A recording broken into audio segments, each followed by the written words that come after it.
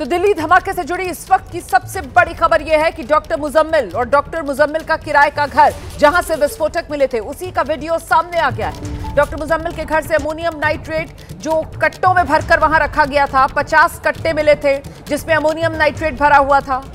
फतेहपुर तगा गांव में रहता था ये आतंकवादी। 10 नवंबर को जांच के दौरान यह विस्फोटक बरामद हुआ था। दिल्ली धमाका केस में सूत्रों के हवाले से एक और बड़ी खबर, गिरफ्तार आतंकवादियों के फोन से चौंकाने वाले खुलासे हो रहे हैं। Doctor Muzammil, doctor Adil, doctor Shaheen और मौलवी इरफान के फोन का डिलीटेड डेटा मिल गया है। मुजम्मिल के फोन से एजेंसियों को करीब 200 वीडियो मिले हैं।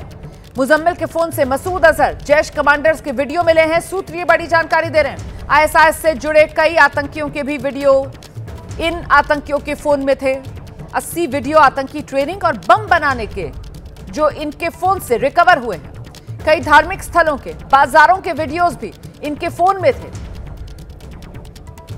सीधे आपको लेकर चलेंगे, हमारे साथ हमारे सहयोगी सुशील पांडे इस वक्त मौजूद हैं और जरा सुशील से ही जानते हैं। सुशील, जिस तरीके से वो डिलीटेड डेटा इन आतंकवादियों के मोबाइल फोन का रिकवर हुआ है, उससे यही तस्वीर साफ हो रही है कि साजिश बड़ी थी, साजिश गहरी थी, साजिश के तार सीमा पार से जुड़े हुए थे और बड़ी आतंकी वारदात को अंजाम देने के लिए योजनाबद्ध तरीके से ये लोग काम कर रहे थे। सुशील,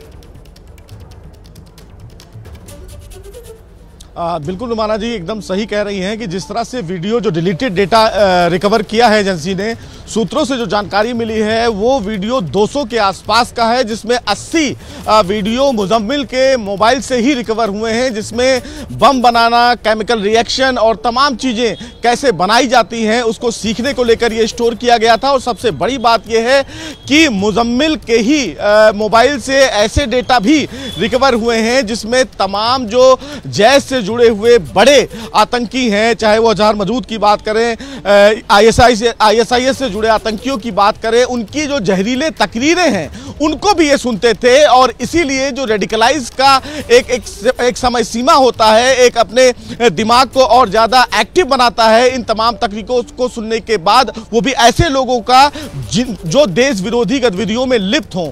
उन तमाम वीडियो को फिलहाल रिकवर किया है जांच एजेंसी ने। और सबसे बड़ी बात यह है कि ये तमाम लोग बम बनाने के तमाम वीडियोस को भी देखते थे, केमिकल रिएक्शन कैसे होता है उसको देखते थे, ताकि एक बड़ी आतंकी साजिश को ये लोग अंजाम दे सके। और जिस तरह से जांच एजेंसियां रुमाना जी इस पूरे मामले में तमाम लोगों की गिरफ्तारी अब कर रही है, उसके बाद से नए नए खुलासे सामने निकल कर आ रहे हैं कि किस तरह से ये लोग भारत में बैठकर भारत की संप्रभुता, भारत की अखंडता को नुकसान पहुंचाना चाहते थे। लेकिन समय रहते एजेंसियों ने एक बड़ा कंसाइनमेंट पकड़ा, करीब 3000 किलोग्राम का अमोनियम नाइट्रेट बरामद किया, टाइम मशीन बरामद किया, वॉकी टॉकी। और जिस तरह से ये गिरफ्तारियां हुई हैं, उन गिरफ्तारियों में अब जांच एजेंसियों के हाथ कई अहम सबूत लग रहे हैं कि किस तरह से ये तमाम व्हाइट कॉलर के डॉक्टर्स कितनी ज़्यादा गंभीर और बड़ी वारदात को अंजाम देना चाहते थे।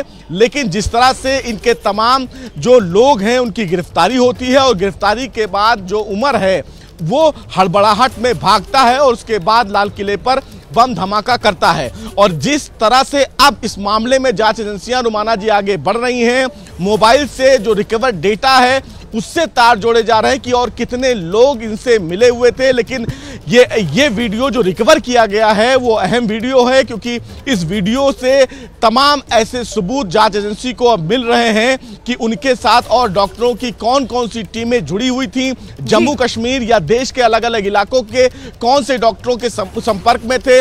कई जगह पर इन्होंने रुमाना जी रेकी की थी, दिल्ली के बड़े बाजार हो, मुंबई हो, यूपी हो, इन तमाम जगहों पर इन तमाम लोगों ने रेकी भी की थी और उसके भी वीडियो जांच एजेंसी ने बरामद किए हैं। तो अब तो एनआईए के हाथ काफी सुराग आ गए हैं। अब तो एनआईए को इन सभी की रिमांड भी मिली हुई है, 10-10 दिन की इन सब की रिमांड एनआईए को मिल गई है। सवाल मेरा यह है कि अलग अलग इन सभी आरोपियों की भूमिका अभी तक कैसे उभर रही है इस पूरे आतंकी साजिश में, इसको लेकर कुछ जानकारी सूत्रों के हवाले से। सुशील,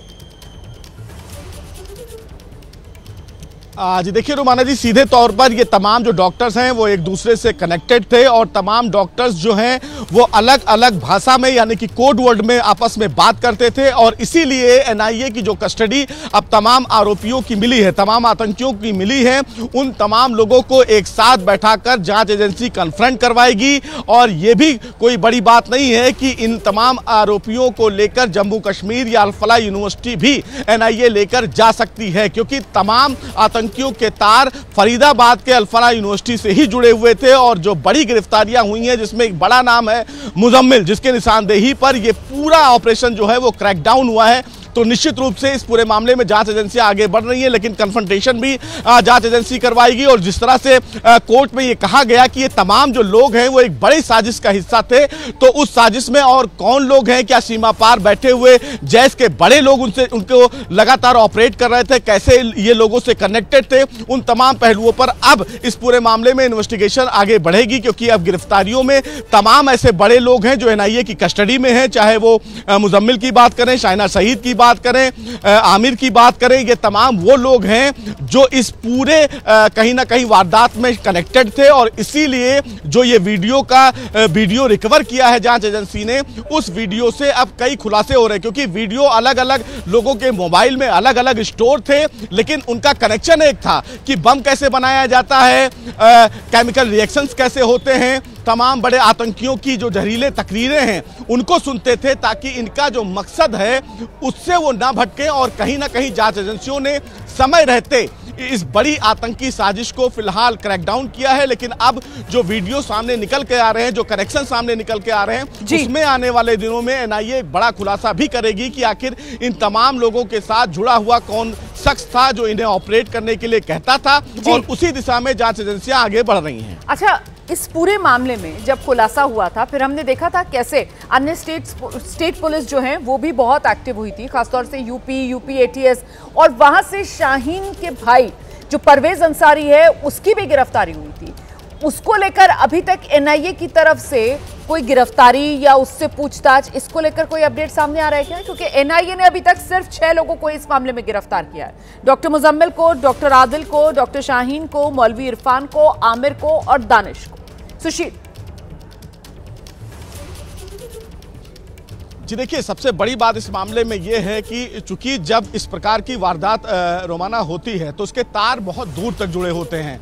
चूंकि ये वो बड़े नाम थे जिनका कनेक्शन सीधे एस्टेब्लिश हो रहा है कि ये तमाम लोग उनसे मिले हुए हैं। शाहिना शहीद के जो भाई हैं परवेज, उनके साथ गिरफ्तारी का जो एनआईए इस पूरे मामले में जांच को लेकर आगे बढ़ी है, उसमें अभी तक गिरफ्तारी दिखाई इसलिए नहीं गई है कि क्या परवेज का इन्वॉल्वमेंट शाहिना शहीद से सीधे तौर पर था या किसी और प्रकरण में वो उनसे बातचीत करते थे। इन पहलुओं को लेकर लगातार उनसे पूछताछ कर रही है। लेकिन जो बड़े नाम थे उनकी गिरफ्तारी इसलिए एनआईए ने किया है क्योंकि ये ब्लास्ट केस में इनका कनेक्शन सीधे मुजम्मिल, आमिर, इरफान, दानिश, इन तमाम लोगों से मिलता है।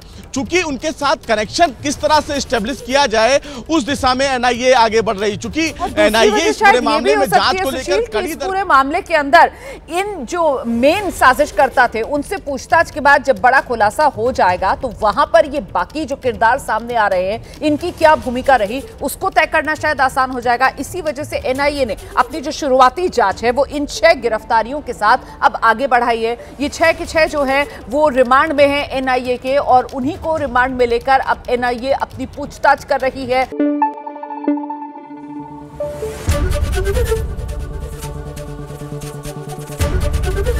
एबीपी न्यूज आपको रखे आगे।